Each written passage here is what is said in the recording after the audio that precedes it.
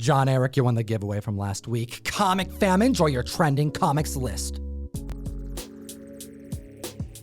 What is good, comic book community? I'm over here reading the Overstreet Price Guide, and what's this? Oh, yeah, I'm checking out Russ's article because we have an Overstreet Price Guide advisor on the show. How you feeling, brother? I am fantastic, Tom. There are so many next-gen heroes on this list. It just feels like a big changing of the guard. Ooh, speaking of changing of the guard, let's jump into it at number 10. Hit the subscribe, slap the like, let's chat some Black Knight.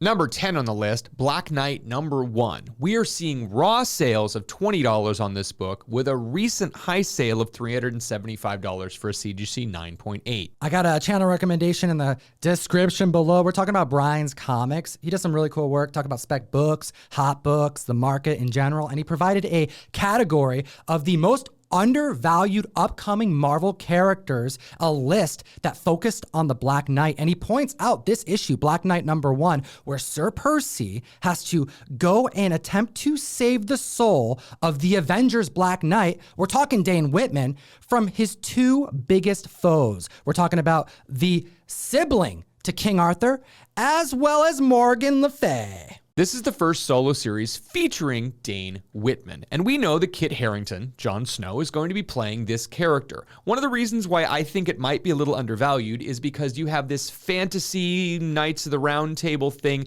that doesn't necessarily feel like it matches with the MCU, and the comic fam is kind of agreeing with this. A lot of times we're seeing the price up and down.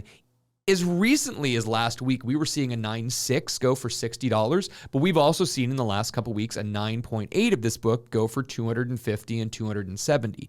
Keep in mind that back on July 15th, one on auction went for $135 for a CGC 9.8 with 21 bids. So it's not like the demand is massive, but there are people out there, there is interest, and this is a book to watch. Here's the thing, just 2 months prior to that price you just mentioned, this book was hitting above $500 at a 9.8. What a giant size price discrepancy. But after Bry's Comics highlighted this book as a potential, we saw an uptick of copies sold of 150%. People just had to be reminded about the solo series key appearance. Now at the list at number 9, we're talking about Jeff, the land shark, the pet to Gwenpool, Deadpool's best friend.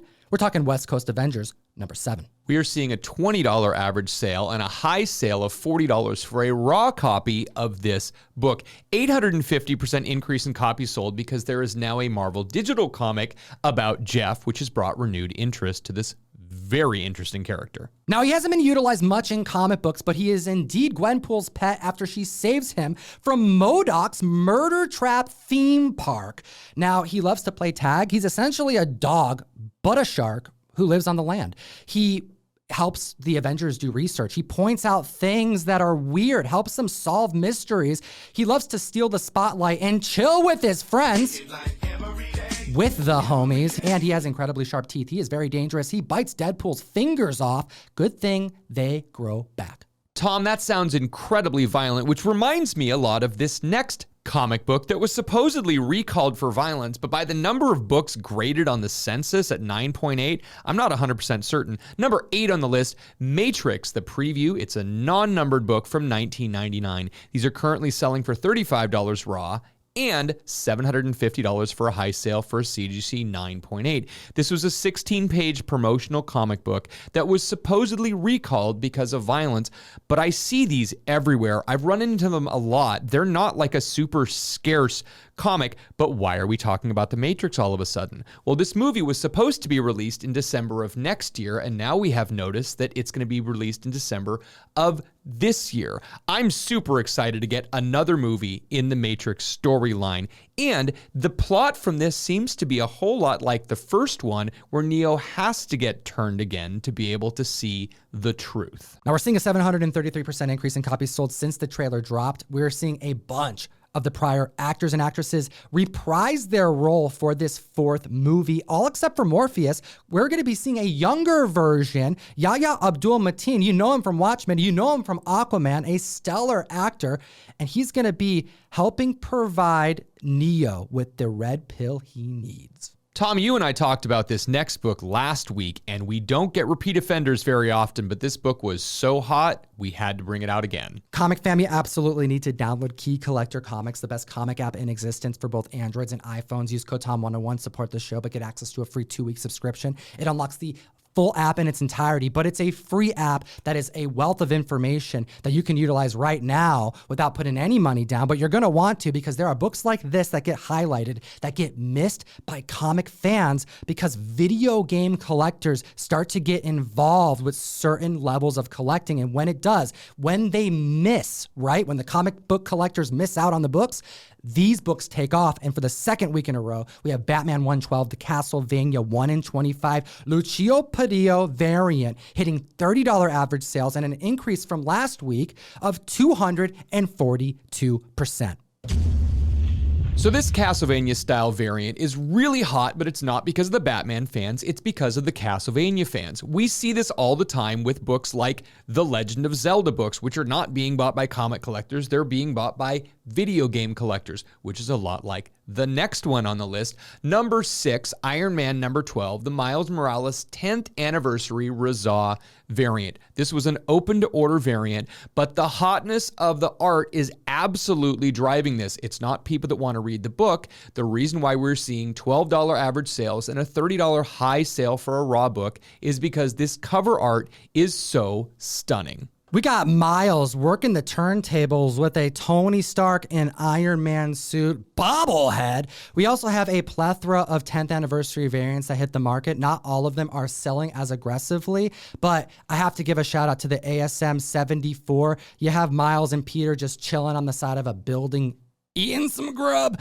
We have Daredevil 34 showing off Miles Morales swinging through the city with a Daredevil Elektra cover. We also have a Shang-Chi issue 4, fighting stance Miles Morales, and hit him with the shattered variant facsimile. I know it's not part of the 10th anniversary, but it kinda is, and I don't care. Matt DeMasi, you are a freaking legend. This thing is so massive. It is one facsimile that you are not going to confuse with the original. You need to go follow Shattered Comics over on Instagram because he just released this new Sunburst variant that is going to be released at New York Comic Con. I'm very excited for that one. The Mosaic original is indeed giant. It takes him months to make this work of art. Can't wait for the New York City Comic Con exclusive. Just like I can't wait for Guardians of the Galaxy 3 at the list at number 5. We're talking Thor 134, the first appearance of the High Evolutionary, seeing $575 average sales. It's an expensive Silver Age book, but a 9.4 hitting $2,795. Is it because this is the first appearance of Man-Beast, or is it because the High Evolutionary has so many ties to so many incredible characters in and out of the MCU? Well, Key Collector posted an alert, breaking news just soon after the confirmation that Shuri would be the next Black Panther, that High Evolutionary will be in Guardians of the Galaxy 3, and he will play a major role, but he's said to not be the primary antagonist, which makes me believe that either we're seeing some type of origin of Rocket Raccoon coming, and possibly a new villain that may be a mainstay for some time. He has ties to so many characters, yo. Whether it's Rocket, whether it's him, he's the one who finds the cocoon. He's the one who names him Warlock and provides him with the soul gem. We know that there is heavy spec pointing to Warlock. So Key Collector was recently told that Alex Skarsgård actually auditioned for a character that had gold skin. Who do we know that has gold skin?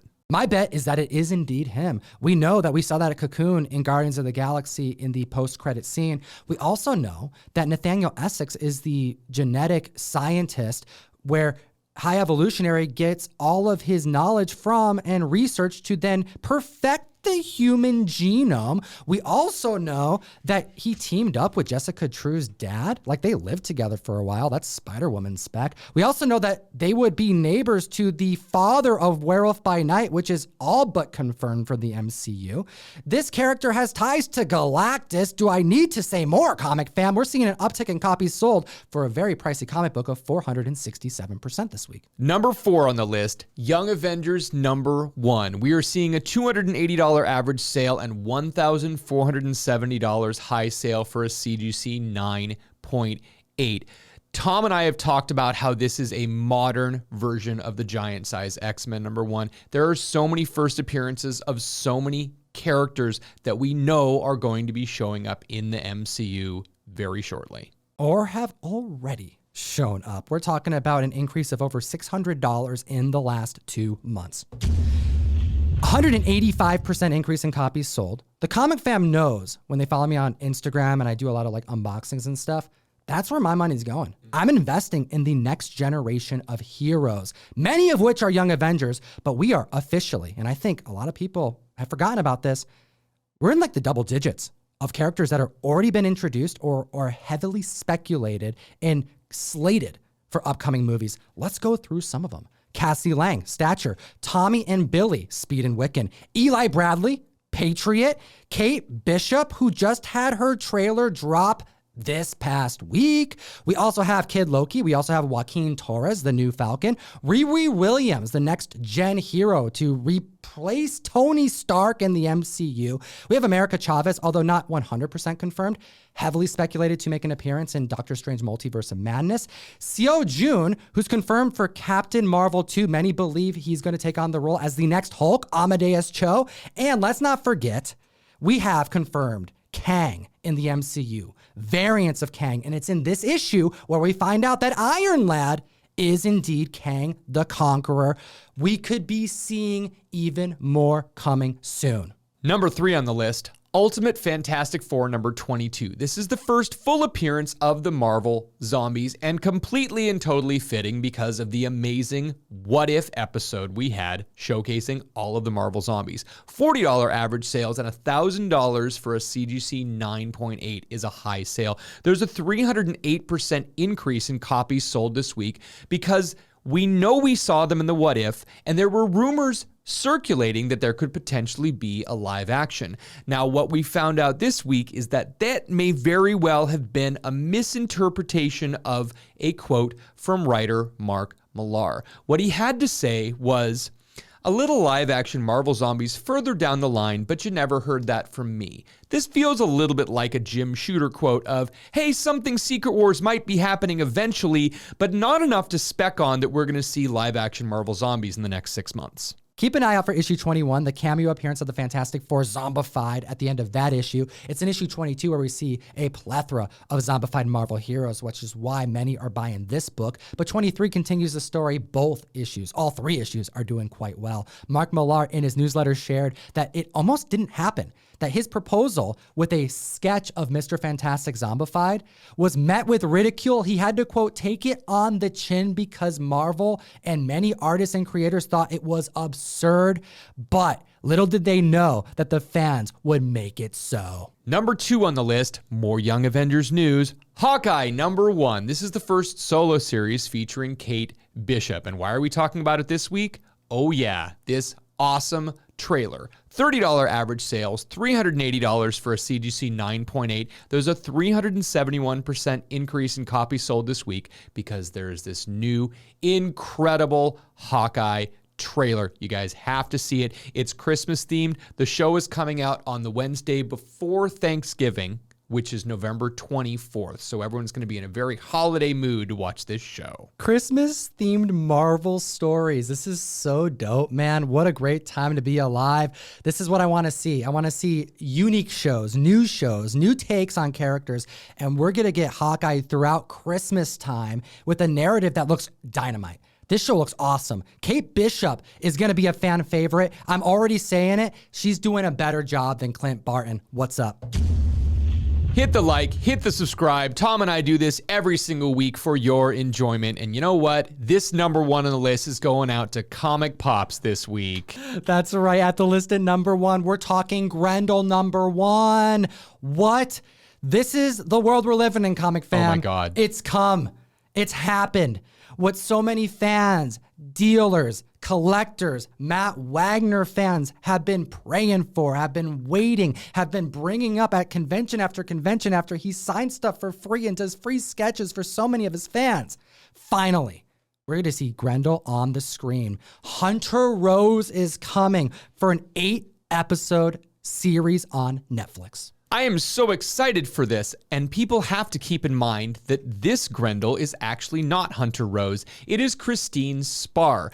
$20 average sale, $119 for a recent sale of a CGC 9.6. There are only 29 of these graded right now, and 10 of them are graded at a CGC 9.8. I have a very strong feeling that we will see more of this book graded in the very near future. But Tom, why are we seeing this book as opposed to the actual first or second appearance of Grendel? Well, considering that Christine Spar, the second Grendel, the female Grendel, hasn't come up on solicitation, we haven't read about this as part of the narrative whatsoever, I think this has to do with speculation. This is like season 2 spec at best. Hunter Rose is going to be the primary focus for this narrative, and his first appearance in Kamiko, we're talking primer number 2, a very tough and high grade, a very respected independent book, a book that we've chatted about on the Hot 10 with Gem Mint, it's your boy Gem Mint, multiple times, is selling for $2,889 in a 9.4.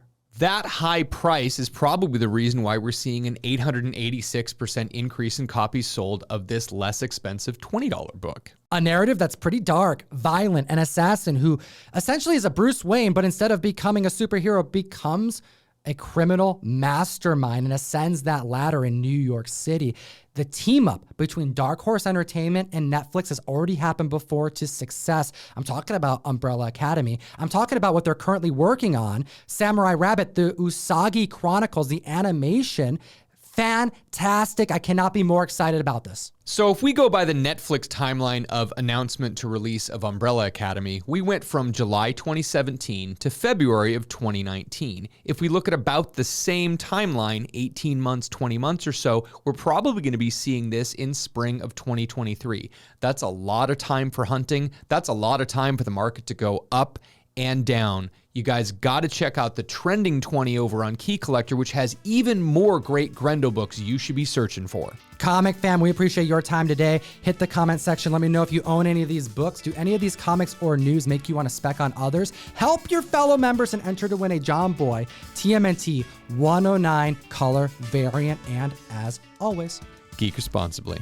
Enough said. Comic fam, we got 2 other videos for you to check out. Peep the Hot 10, the comics defining this generation of collectors, and a podcast where we talk about expensive paper for a long time. So it's available on SoundCloud, Spotify, Stitcher, and iTunes for your convenience. Have a great week.